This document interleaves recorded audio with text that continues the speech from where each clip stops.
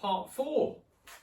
12-inch cut, Dronsfield Bros, DB Swallow hand mower, full restoration. So since the last video, been doing a few little bits and bobs, got on fairly well, not made the progress I wanted to, but just seemed to be lack of time really. Yeah, so I've been on the cutting cylinder gear, I've been repairing that, and on the blade carrier as well. So hopefully you can hear me okay. Again, it's just you and me. So I will zoom you in and then we'll have a look what I've been up to. So right, let's get you zoomed in. I'll be as steady as I can.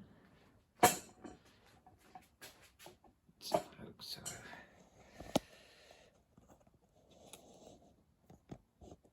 Where we are. Right, okay. So, yeah, as you probably remember, I broke the sprocket in a couple of places. It was sort of the edge of it, that part of it I broke, and luckily luckily the piece came off in one. So I got the arc welder out, and I've got some nice cast iron rods. I did it cold with this. I'm not quite sure why, but I didn't preheat it. It seemed to come out okay. But anyway, so yeah, I've welded the piece back in there. Obviously that's the slot for the pin that goes through and holds it, and I've done a little bit inside there. It looks a little bit sort of, I've obviously ground it, used a Dremel drill to tidy it up a bit, looks a little bit scruffy. You won't really see that, but I thought I'd have a go at, a lot of people seem to use it. I've never used it before, and that's this JB Weld. Seems to be quite popular. It's supposed to be quite strong and good with metal. So I think probably what I'll do with that is I'll probably mix a little bit up and then just probably tidy it up. I know you're not going to see it, but I might just tidy it up in there a little bit. And I think the rest of the repair of that piece, obviously I've ground it down. I think the rest of that's okay. And I've also, if you remember rightly, I broke off a tooth and a half. So I built it up, both of them. One of them, I don't know whether you can see, that was the sort of the half broken one. I just built it up and ground it and built it up. It's not perfect, but it's I think it's come up okay. And the other one I broke off completely, and it's not quite straight. I've done the same thing. I just welded it and just ground it and just kept on at it, and I think it's okay. I mean, yeah, what I'll probably do is just run this against the other gears, and if it runs nice and smooth, I think it'd probably be okay. So yeah, so it was the two teeth and that collar part. So yeah, I think it's come up okay, and as long as it fits inside the cutting cylinder okay, I'm going to clean it up in there, which is where it goes. If it fits in there fairly snug and the pin goes through, I think I'm going to probably be happy with that and stick with that. So that's the gear.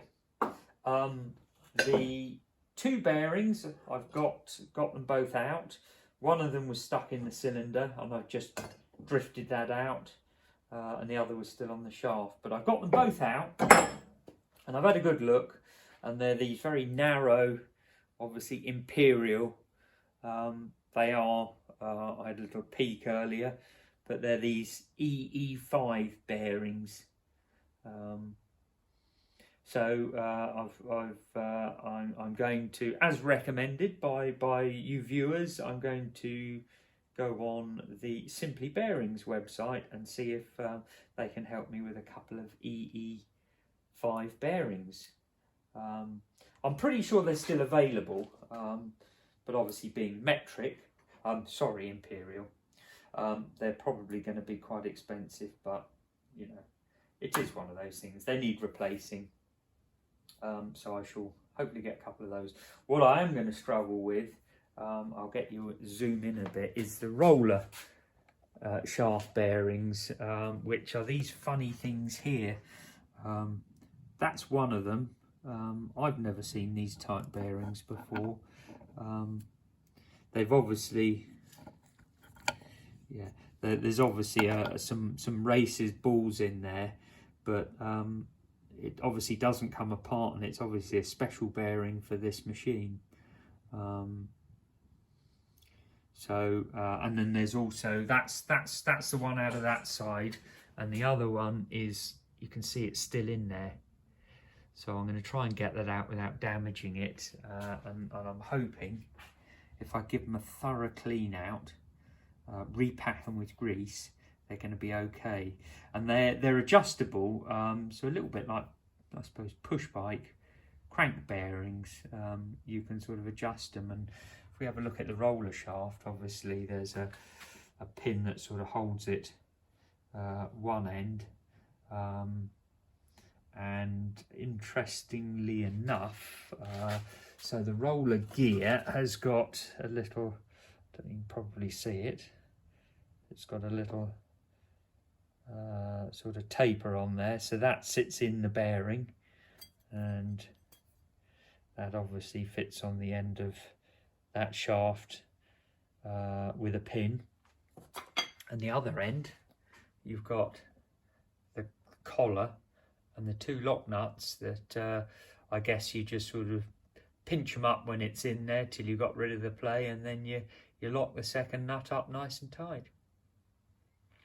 So hopefully I can reuse those two roller bearings, the E5s. Like I say, I'm hopeful I can get some of those. So that's another little job. Like I say, the blade carrier I have been struggling with a bit. I managed to get the bottom blade off because that's worn. I did the usual trick with the just sort of welding, building the heads up, a bit of weld, and they all unscrewed. There's my bottom blade, and as you can see, it's a lipped bottom blade, but it's very worn. You can probably see there's very little of it left. So I'm going to get another bottom blade for it. And the other problem I've had, the shaft that goes through the carrier is completely seized up. Obviously I can't get the carrier off, and I need to.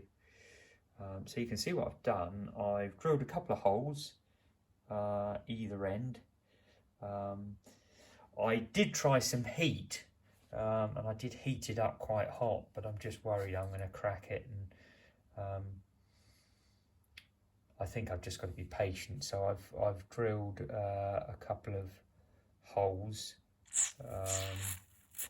and I've just been soaking it, and I think I've just got to be patient, haven't I? That's all there is to it, and keep soaking it and be patient, and then hopefully I can get that moving on that shaft, and then I can get the blade carrier off.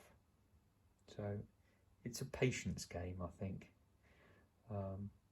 So anyway, yeah, I've got to be patient, and hopefully I'll get that off without breaking it.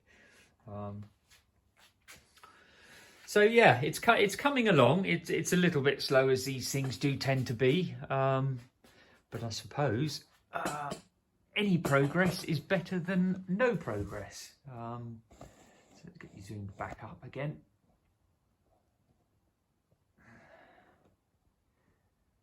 That's good. Yeah, so anyway, there you go. It's a fairly short video. Plenty to get on with. I may even get Ben to do some sandblasting for me between the next video. And I'm going to keep working on that blade carrier.